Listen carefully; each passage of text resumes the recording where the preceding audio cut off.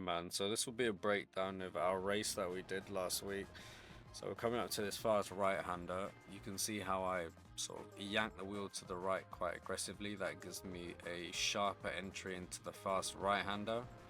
And now we're going into this corner before the up ramp.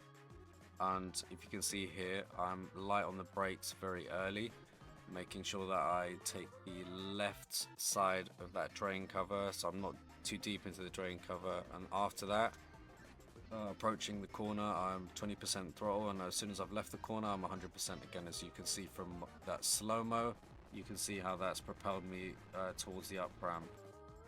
And you can see later on in the race, if I take that drain cover too much, it will sort of give me a horrible entry, but it will give me more speed. So it's about sacrificing your entry for your exit, or your exit for your entry, depending on what type of circumstances you're under. Now, to give you a good setup for the double apex, as I'll show you here, I want you to try and use that right light as your reference point to turn in. So you turn in after that right light, which would give you more of a narrow entry, which you've nearly sort of accomplished. And the curve section here that you've taken just before the down ramp is perfect. Just make sure when you're on the down ramp, make sure you sort of stick to the left and turn just as soon as you pass that main blob of black stuff that's on the ground. I don't know what that is, that's probably paint or something. Yeah, but you see, like, I think you just hit the apex by accident. But yeah, your right hander here is fine.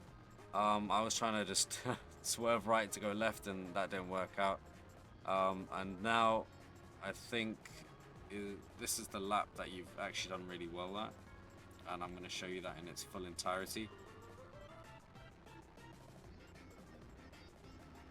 I'm on the up ramp by turning left, and just after that right light, I've dived in, which has got me straight up to your rear bumper, taking it left.